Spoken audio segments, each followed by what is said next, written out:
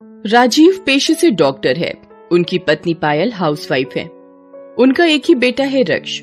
दोनों उसे बहुत प्यार करते हैं और उसकी हर ख्वाहिश पूरी करने की कोशिश करते हैं। रक्ष वैसे तो स्वभाव का बहुत ही अच्छा है, लेकिन जब उसकी बात नहीं मानी जाती तो वो बहुत जिद करता है और तब तक जिद करता है जब तक कि उसकी बात मान ना ली जाए। दिसंबर की सर्दियों की बात है। रक्ष का जन्मदिन था। देर रात तक चलने के बाद जन्मदिन की पार्टी खत्म हो गई थी। सभी गेस्ट अपने अपने घर जा चुके थे। जन्मदिन पर उसे कई सारे गिफ्ट्स मिले थे, लेकिन उसका मुंह फूला हुआ था। रक्ष बेटा, भला आज के दिन भी कोई गोलगप्पे की तरह मुंह फुलाकर बैठता है? ये देखो तो तुम्हारे लिए कितने सारे गिफ्ट्स आए हैं। मुझे नहीं देखना। एक बार देखो तो सोनम मौसी ने क्या दिया है। ये देखो सागर मामा ने कितना प्यारा खिलौना दिया है। मैं क्या कोई छोटा बच्चा हूँ जो इनसे खेलूंगा? अच्छा चल, तुझे नहीं खेलना है तो मत खेल, लेकिन कुछ खा तो ले। ये केक तो तुम्हारा फेवरेट है ना? मुझे भूख नहीं है और मेरे पेट में भी दर्द है।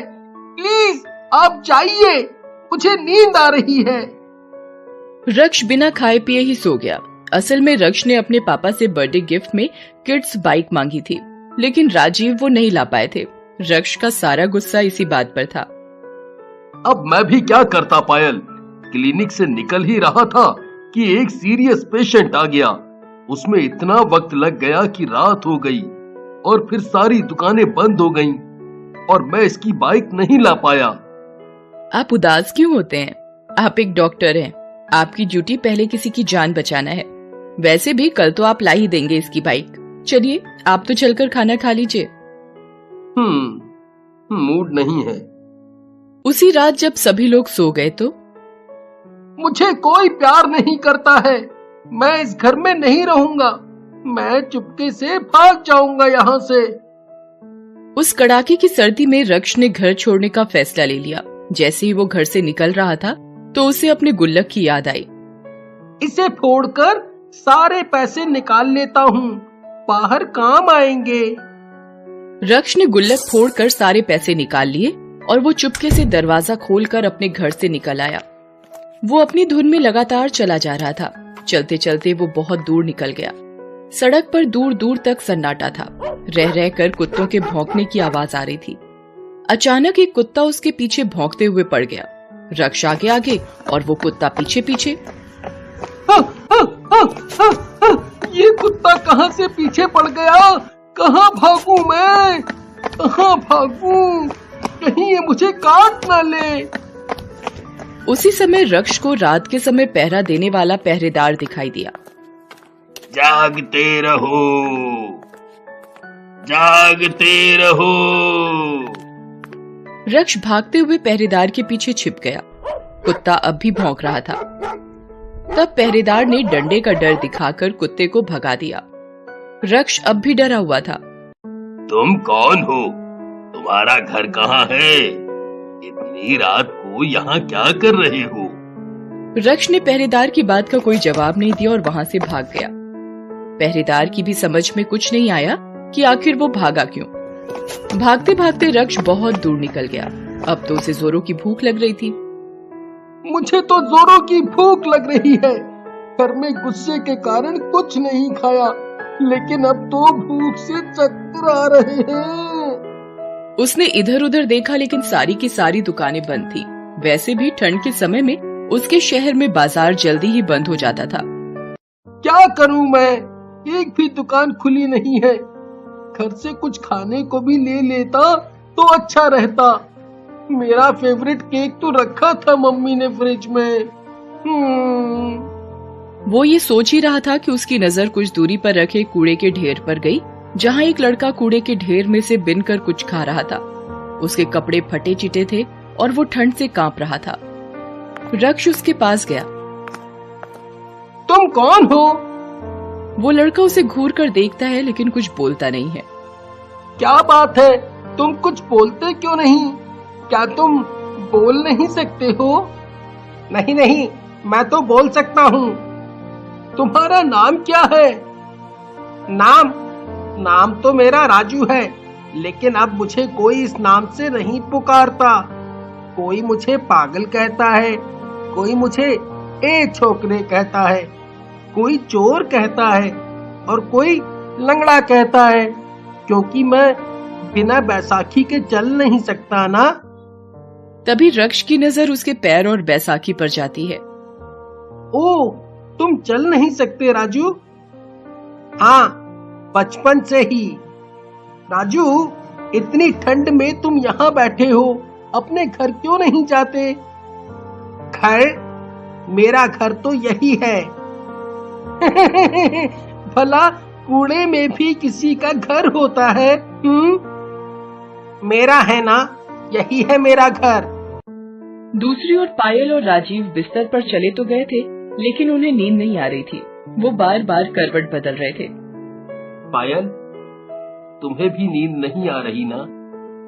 अब बच्चा और पति दोनों भूखे पेट सोएंगे तो नींद कैसे आएगी?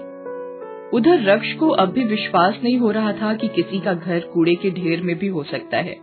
अच्छा चलो, मान लिया कि तुम्हारा घर यहाँ है, लेकिन तुम्हारे मम्मी पापा कहाँ हैं? वहाँ, वो वहाँ है। वहाँ कहाँ? वहाँ दूर, बहुत दूर आसमान में, वो तारों में रहते हैं। तारों में? हाँ, लोग कहते हैं कि जो मर जाते हैं वो तारों में रहते हैं। ओहो, तुम्हारे मम्मी पापा भी नहीं है ना, लेकिन तारों में है, यहाँ नहीं है। तो फिर तुम्हारा ख्याल कौन रखता है? मैं खुद अपना ख्याल रखता हूँ। अच्छा तुम बताओ, तुम्हारा ख्याल कौन रखता है? मेरा ख्याल तो मम्मी पापा रखते हैं। मम्मी पापा बहुत अच्छे होते हैं क्या? वो बहुत प्यार करते हैं क्या? हाँ, बिल्कुल। अच्छा ये बताओ, तुम अपना बर्थडे कैसे मनाते हो? जब तुम्हें कोई चीज चाहिए होती है तो तुम जिद किससे करते हो? बर्थडे वो क्या होता है? मैं तो नहीं मनाता बर्थडे, और मैं जिद किससे करूँगा? धीरे धीरे रात और भी गहरा रही थी, सर्दी भी बढ़ती जा रही थी और रक्ष की भूख भी। लेकिन राजू को कूड़े से बिनकर खाता देखकर रक्ष बहुत उदास हो गया था। राजू, मैंने देखा तुम कूड़े से बीनकर कुछ खा रहे थे। क्या तुम्हें बहुत भूख लगी है? बहुत जोरों की भूख लगी है। आज तो सुबह से कुछ भी खाने को नहीं मिला। क्या तुम्हारे पास कुछ खाने को है? खाने को तो कुछ नहीं है, लेकिन मैं तुम्हें कुछ देता हूँ। रक्ष अपनी जेब से सारे पैसे निकालता है। ये लो पैसे, इन पैसों से तुम कुछ भी खरीद सकते हो। दोस्त, अब मैं चलता हूँ, मेरे मम्मी पापा परेशान हो रहे होंगे। ये कहकर रक्ष वहाँ से जाने लगता है तो राजू उसे पुकारते हुए कहता है, दोस्त, मैं इससे कुछ भी खरीद सकता हूँ। हाँ, तो तुम इन पैसों से मेरे लिए मम्मी पापा ले आओ ना। ये सुनकर रक्ष राजू को गले से लगा लेता है और उसे बताता है कि पैसों से मम्मी पापा नहीं मिलते। फिर वो अपने घर की ओर चल पड़ता है। राजू के पास कुछ भी नहीं है, इसके मम्मी पापा भी नहीं है, इसका कोई ख्याल रखने वाला नहीं है, इसे तो बर्थडे तक पता नहीं है, फिर भी ये किसी से कोई शिकायत नहीं करता। एक मैं हूँ जो अपनी मम्मी पापा को कितना तंग करता हूँ। पता नहीं मेरे बिना मम्मी पापा का क्या हाल हो रहा होगा। रक्ष का सोचना बिल्कुल सही था। आधी रात के बाद जब पायल और राजीव उसके कमरे में गए तो वो वहाँ नहीं था। उन्होंने पूरा घर छान मारा, लेकिन उसका कोई पता नहीं लगा। पायल का तो रोते रोते बुरा हाल था। रात को ही वो पुलिस स्टेशन गए और उसकी गुमशुदगी की रिपोर्ट लिखाई। उन्होंने खुद भी उसे बहुत खोजा और थक हार कर घर वापस लौट आए। रक्ष जैसे ही घर पहुंचा तो पायल ने दौड़कर उसे गले लगा लिया और रोते रोते बोली, बेटा तुम कहाँ चले गए थे? बेटा तुम कहाँ चले गए थे? देखो तो मैं और तुम्हारे पापा कितने परेशान हैं। मम्मी, मुझको माफ कर दो, मैं गुस्से में घर से भाग गया था। मम्मी, बाहर बहुत ठंड है, देखो ना, ठंड से मेरा सर बहुत दर्द कर रहा है। रुको बेटा, मैं भी बाम लगा देती हूँ। जब पायल रक्ष के सिर में बाम लगा रही थी तो उसका ध्यान राजू पर ही था। अरे राजू के सर में दर्द होता होगा तो उसे कौन बाम लगाता होगा? उस बेचारे के पास तो स्वेटर भी नहीं है।